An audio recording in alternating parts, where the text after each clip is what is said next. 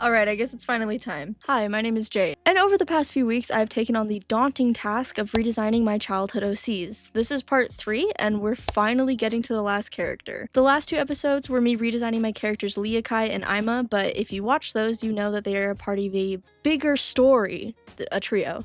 And there's a character I've been saving towards the very end because I've been putting it off, okay? This character has given me a world of trouble, and I saved him for the very last video because honestly, kid scares me, like actually pacing around my room in fear. This is Shoya, or Center, which is a nickname he's picked up over the years, and he's the last character in my main trio of OCs in my stories universe. Shoya was a hard task to take on because out of all the characters, he's the most important and also the one with the most boring design.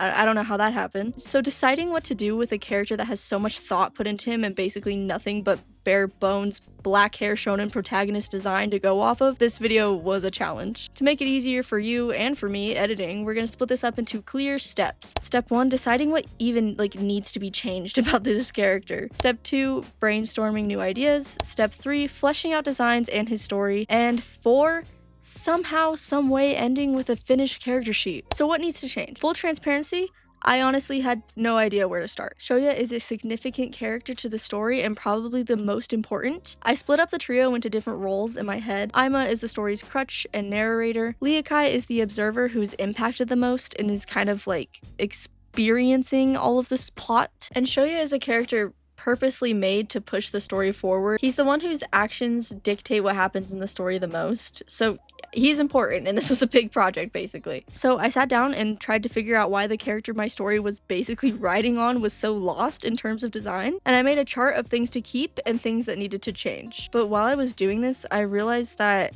I was keeping Shoya's black hair, amber eyes, and his important features like scars and his build because they're traits I can't see myself getting rid of. And then I realized that there really isn't anything to scrap because everything I'm keeping is all his design was anyway. There isn't much there. So that was my big problem. Shoya wasn't a design that needed to be scrapped, it was a design that was unfinished in the first place. Which meant that unlike my last 2 character redesigns, we're starting from complete bare bones. But that's okay, I'm up for the challenge. And I found myself crawling back to the depths of Pinterest.com to start this process. With this in mind, this is the board I came up with and added inspiration for Shoya's design. This can only get us so far though, and I had to brainstorm these ideas for any of them to be real, so I fired up Clip Studio Paint and heard the rumbling of my PC. I put all of my favorite images down and fleshed them out because I decided it was finally time to actually make this character's design meet his potential. I had a bunch of little ideas that I knew I wanted to add, like I wanted to give him some sort of eyebrow slit, I needed to keep his eye bags and make them more apparent and give him some sort of strange eye. I was playing around with a lot of ideas. And then when it came to his hair, I knew I wanted it to be choppier and longer because it would fit his story more and where he comes from. And to get rid of the boring aspect of it, I decided to maybe add some bleach or some hair dye. As far as accessories, I thought about maybe some bone jewelry and adding some different piercings to him, especially lip piercings. I think those suit him. I'm adding some cold tags, but we'll get into the reason why later. Lore purposes, you know. I wanted him to be a darker character, so I thought some veins that stood out on his face would be really interesting to add. I decided I wanted to give Shoya tattoos. He's never had any before, but I think it's a really good way to add some sort of symbolism onto my character. Yeah, symbolism. Take a shot every time I say symbolism in this video, guys. I wanted him to have a lot, so I was playing around with different placements in my mind. We go back and forth on this throughout the whole video. And as far as aesthetics in terms of outfits, I had a lot of inspiration from Southern Gothic ideas. Ethel Cain, if Ethel Cain wasn't evil, you know, that's Shoya's vibe. So a lot of muted, sort of grayed out colors, which isn't abnormal for me anyway, but just keep the Southern Gothic fashion thing in mind. Then I sketched out what his face would look like with all of this in mind. I wasn't sure what would stick and what wouldn't, but I always start off with seeing how my character's face would even look in my style now, and it was a big change. I wanted to keep his features like hair color and eye color and keep him pale, which is on purpose, of course, because everything I do is on purpose, all the time. But then I played around with some newer things, like giving him a more detailed face that fits my style now, aging him up a little bit, Some piercings I think he would have, like a dermal on his cheek, lip piercings, and an eyebrow bar. I purposely made his eye bag stick out and added some veins to his face. All my characters have an ability, like I've mentioned in the previous videos, and this is the direct consequences of his. I also had to give him some emo boy swag, you know? Then I decided to change his hair from boring black with nothing on it because I felt like Shoyo always did fit that typical main character that I didn't want. I feel like there was always nothing really separating Shoyo from thousands of other characters, so I wanted to give him something that at least set him apart a little bit, and to me at least, I think Leakai and Ima have interesting designs, so I wanted to keep up with that as well. So I gave him some untoned bleach raccoon tails. He's around Ima enough, I'm sure he'd experiment with hair dye and bleach. When I was done, I got a better look at it, and I got flashbanged by Death the Kid from Soul Eater, and I decided to ignore it because I liked his design. So I'm banning any of you from making the comparison. If I see Death the Kid in my comment section, you're banned for 5 months, and I'm sending missiles to your house in Minecraft. I kept his color palette mostly the same. His amber eyes sort of match the untoned bleach that's in his hair that doesn't look like Death the Kid at all, by the way. My main goal was to make him look more interesting, more grown up, and more detailed, and I think I achieved all of those things. He has this more shaggy hair now that I think suits him more. He wouldn't have gotten a chance to really get a professional haircut, and I don't think he would have really cared to. So I think overall this was a win. This is what the face sketch ended up looking like, and I think it's a huge improvement already, and it made me excited to actually move on and start coming up with more ideas. Okay, let's go ahead and get started because this video is a beast. So sit down, pull out your own sketchbook if you want, eat a snack, and come with me on this ride I am graciously taking you on. Before we get into the meat of actually fleshing out different designs, I thought I would explain who this character is and more of my story so you can have the same context as I do going into this. The Kitakano 3 army of freaks might run by dictatorship, but I'm nothing if not generous. My story revolves around a group of characters that you now know as Leakai, Ima, and Shoya. I made all of these characters when I was around 12 to 13, so back then I aged them as teenagers because at the time I was, well, a child. But with time I have grown and so has their stories, so now I place Leakai and Shoya at around 19 and Ima at 20. You're 20? They're legal, everyone, get excited. Okay, sorry, what? The trio is from 3 different regions in my little made-up world before they all meet each other. I even made a little map on Incarnate with my minimal map creating knowledge to give you a little graph to have in mind. Leakai is right in the middle, and it's an old town strict on values and tradition, and there's a large military presence, and he himself comes from a well-respected family. Ima is from the steampunk metropolis in a city that is built on man-made machines that relies on its residents being self-sufficient, and it's sort of run down in a way. Shoya is a different story. He resides on a farm off to the side of these 2 cities in a very small, forgotten town that runs on coal mining and agriculture to stay afloat. A very simple life in comparison to the other characters. They all meet at different points in the story, and that's when it really starts moving. If you guys are at all interested in my actual story, I can start making videos explaining lore and even walking through the steps of making this into an actual comic someday. Or even an animation. I've dabbled with the idea. Let's focus on the actual character this video is about for now though. Shoya is a character I've had for years and he's transformed into this enigmatic figure even to me, but it made this video challenging in a really good way because there was a lot that I needed to bring to the surface in terms of his design. Shoya is a much darker character compared to the others, and this is a really fun idea to play around with and sort of flesh out in a way. He's aloof and reserved and sort of hard for other characters to understand, and he's a character I purposely wrote to be doomed by his own narrative, so his design is changing throughout the story anyway. I think for the design today, we'll focus on sort of what his character was in the middle of the story, since in the lore, there's a factor of all the characters aging anyway. He has a lot of themes that we'll get into when it's time to flesh them out, but for right now, I needed to focus on the biggest issue I had with his original design, which is that his outfit was very plain and boring to me and didn't speak to his character at all. I think a lot of this had to do with the fact that I was not very comfortable with drawing clothing at the time, so now that I am, this is something we can fix. When I was actually drawing and figuring out what Shoya would wear, I kept his hometown in mind. He lives on a farm with a guardian figure of his. Since he's a kid when the story starts and he lives there until his late teens, I wanted muted colors and clothes that looked worn and sort of scrapped together with what he could find. I put this cloak type of thing on him because while looking at inspiration for what to add to his design, I kept seeing these cloak type things and they just scream Shoya to me. So I have him in one that's sort of torn up and used, like old fabrics he found and just wrapped around himself to keep himself protected during yard work and all sorts of weather. It also reminded me of all the doilies I kept seeing in Southern Gothic mood boards on Pinterest, which are what those lacy things are called, normally put over tables, which I constantly saw growing up because my grandmother is a certified Southern belle. As for what's under this cloak thing, I just put him in this simple sweater. He was always wearing maroon when I used to draw him, so I kept that idea, and that's the color it ends up being. And I purposely made it look baggy. None of Shoya's clothes seem to fit right because of how scrawny he is. His build and body type is very purposeful on my end, and there are many reasons he stayed thin and almost malnourished. There is a reason for this, and it has to do with his ability, but there's a whole portion of this video dedicated to that, so I'll save my thoughts for then. I also played around with the idea of putting him in a hat. I don't draw them that much, and I thought it would add something interesting to his silhouette that would make him more recognizable if he has this sort of signature accessory accessory. It's just this little knit beanie he probably found lying around somewhere in the old farmhouse attic he lived in. I just wanted him to have a crafted, simple look while still staying somewhat interesting. I gave him some baggy jeans, but I wasn't fully happy with the overall shape it gave him, so I played around with more outfit ideas after this. I also put him in a pair of boots, but kept it simple since it's just the sketch and shoes are low-key my artist's kryptonite. As far as colors, I didn't want to put anything too bright on him because that wasn't the character I was going for. It didn't fit the aesthetic I had in mind, but I thought it also would be interesting for him to stand next to Leakai and Ima and noticeably look a little bit darker as a character in comparison. I also think it could be interesting to kind of have a 13 color desaturation moment where the colors Shoya has in his design get darker and less saturated as the story goes on. I love that movie, guys, I'm sorry. Symbolism, guys, don't forget, I put my characters through hell. I want my story to say something rather to be an ongoing series. There's already an ending written out, which is why I can think of all these small ideas during the redesign process. My characters all represent different real life things and struggles, but I'm getting ahead of myself. These characters have always just been my outlet in a way, which is why the series is so important to me and I refuse to cut any corners on it. I'm happy you guys enjoy the videos because it just makes me want to make them even more. Either way, I finished up my rendering. I kept everything pretty simple because I knew that I already wanted to draw a bunch of stuff and I didn't want to completely kill my brain doing this.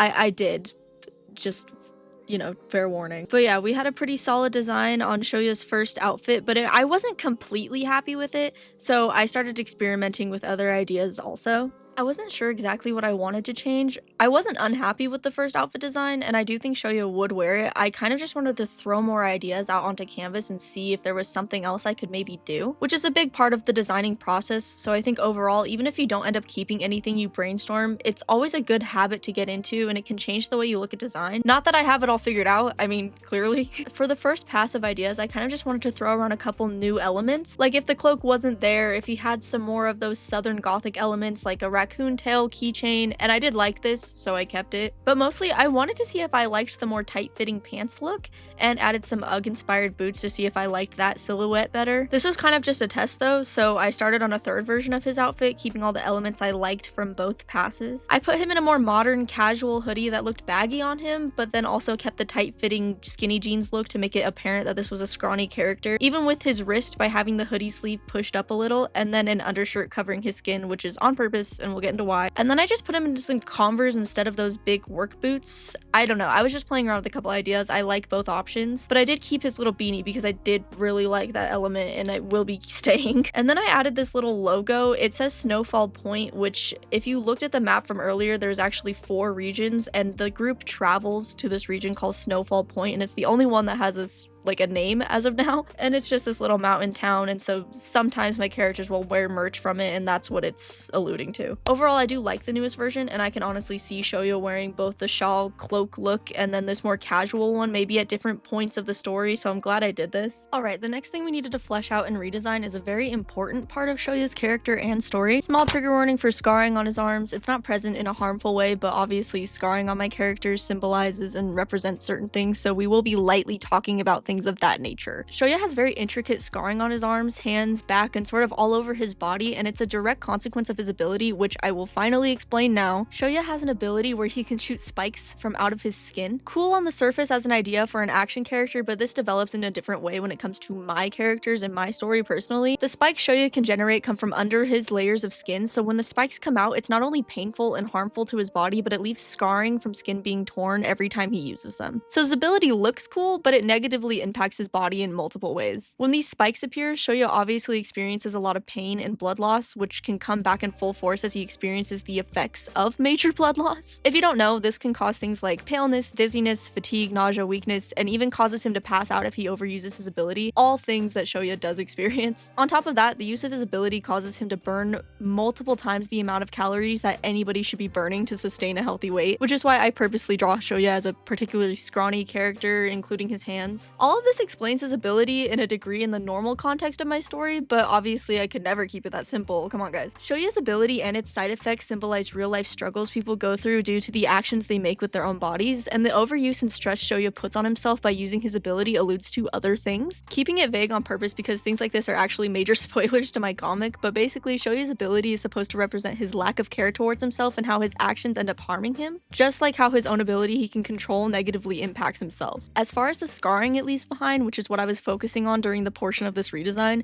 there's kind of a science to it. Obviously, the scars break skin every time he releases them, and the wounds leave scars on his body, but they reopen every time Shoya uses his ability. To show this, I sort of layered on the scars with different colors, some being more healed than others over time. The placement of these scars were also very specific to show that Shoya uses the spikes in different places more than others, like his arms and hands, whereas the scars on his back and legs are more healed because he uses them less. The big point of fleshing this out is to get the idea off my brain of what Shoya's scars look like and what they symbolize. Shoya is his own biggest fault throughout the story, and I think giving him an ability that directly harms him is a good way to allude to that, as well as the placements of the scars. If you notice certain scars and they make you guess certain things about this character, I'm telling you now that you're right. And I think if I'm gonna make a character redesign video, this is a good thing to bring up and flesh out because it was something I was thinking about heavily while I was drawing him, and I'm trying to walk you through my whole process. On top of his scars, I also wanted to come up with designs for his tattoos. I gave Shoya a tattoo on his back that resembles a flower wilting or losing petals. Flowers are really big in my story, and I had the idea of the tattoo changing throughout the plot. Like maybe it was a full flower in the beginning and wilting towards the end, once again symbolizing Shoya's character arc and battle throughout the narrative. The second tattoo I added was this clock tattoo on his hand, which eventually ends up being mirrored on both of his hands. And this doesn't have any symbolism, I just thought it looked cool.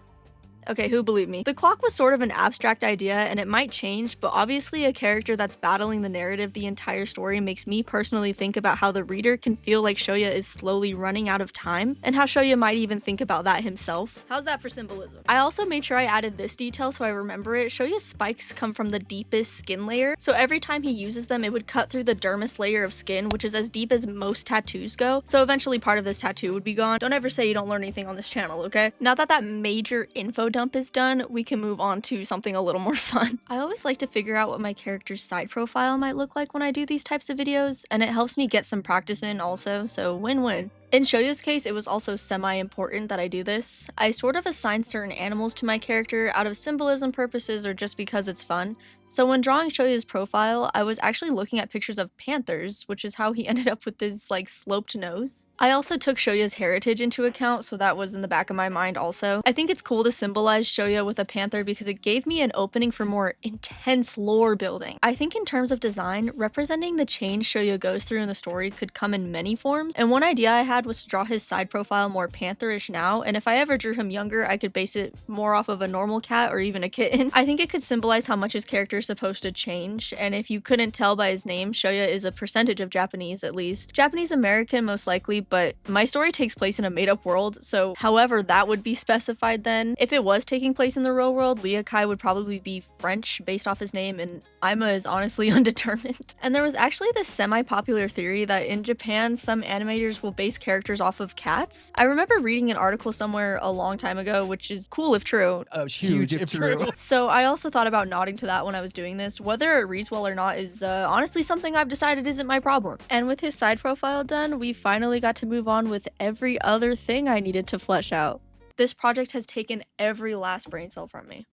Okay, moving on. I always add some sort of accessories or objects that are important to my characters, and the first one I'm adding for Shoya is this thing called a coal miner tag. Basically, it's this metal chip with a number on it, which made it easy for miners to be kept track of back in the old coal mining days. You'd give someone your chip when you went into the mines, and you'd get it back when you got out, so they could keep track of who was inside. This is important to Shoya, not because he was a miner, but because I mentioned earlier the town he's from relies on coal mining a lot, and the tag was inherited to him from somebody important in his life after some lore happens. It's pretty simple, but there's a couple cool things I added. The beads on the string resemble Liakai and Ima's character colors, and the number 103 actually came to mind because if you watched Ima's video, you learned that she used to have a serial number really early on in her design, which was actually 103. And even though that idea was scrapped, I just recycled it and put it on Shoya's miner tag instead, which he wears as a choker. Other than the tag, Shoya's important prop in the story is actually a sketchbook. Some important lore about Center here is that he can't read.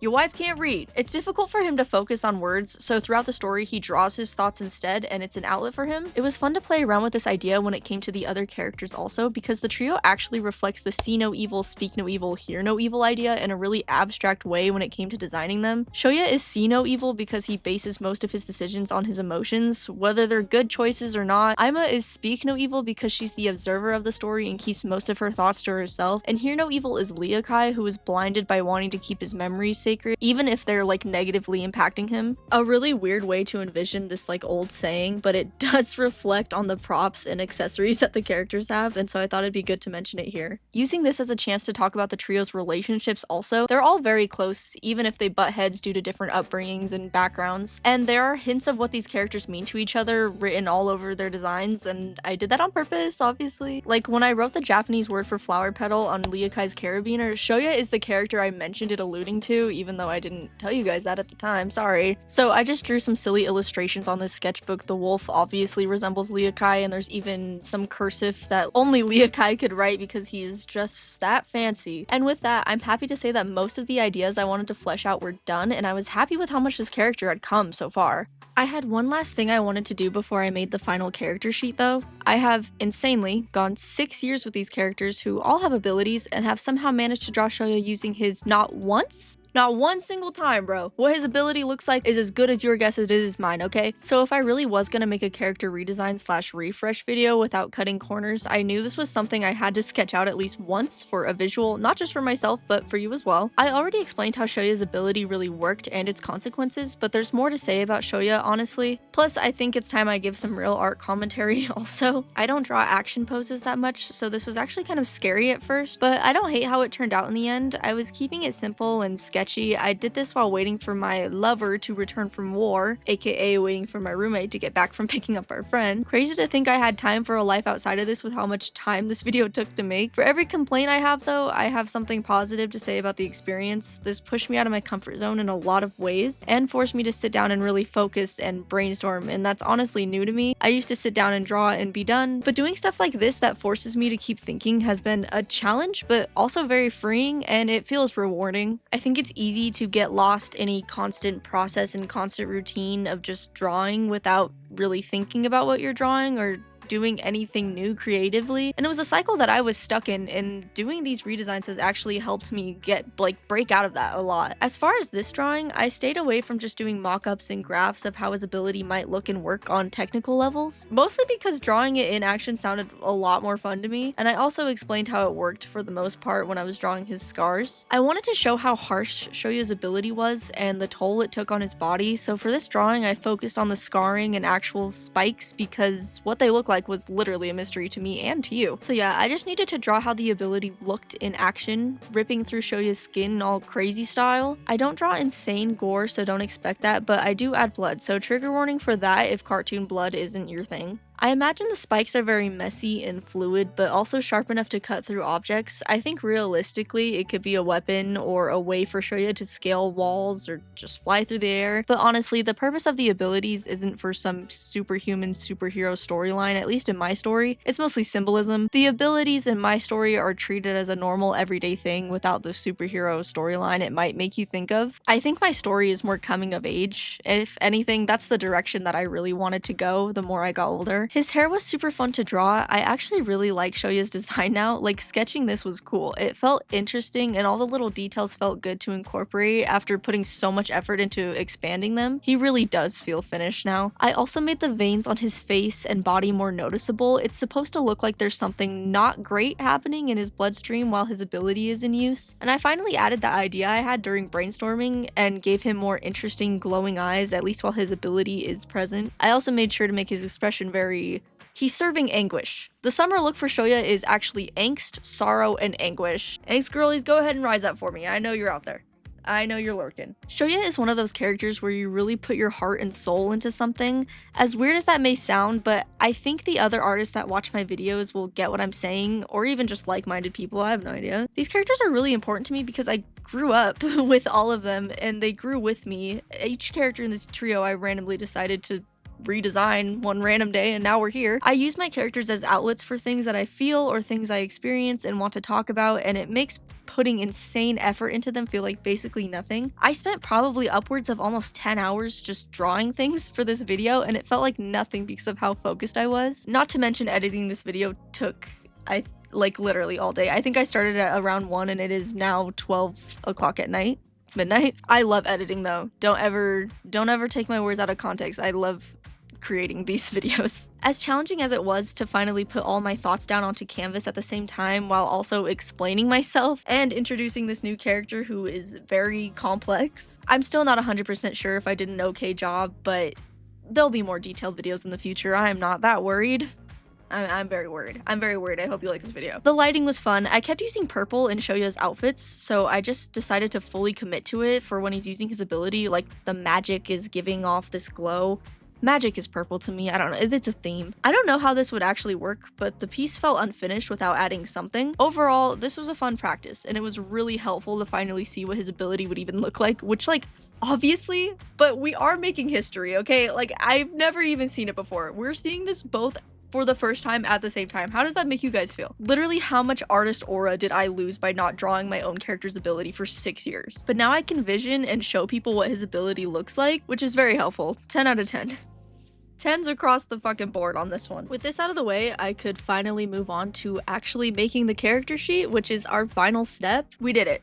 We got through the video that had been keeping me up just because I knew how much it was going to take to get this character on the same level as the others. And I'm really happy that I decided to put as much effort as I did because this character needed a lot of work. But now that all of these ideas are fully fleshed out, I can finally move on with my story. And this is the finished character sheet. Guys, I am so happy with how this turned out. I feel like I understand my characters so much more, which was the goal. This is all the newly redesigned characters together, and I think they look so good. My trios never looked better. Thank you so much for coming along on this project with me. Your support means so much. We have grown so much since I started this, and I am very grateful for all of you. If you stayed through the entire video, thank you again, and of course, drink some water. Also, let me know what videos you want to see next, because I honestly am not sure what to focus on now. But yeah, thank you again, and I'll see you guys next time. Bye!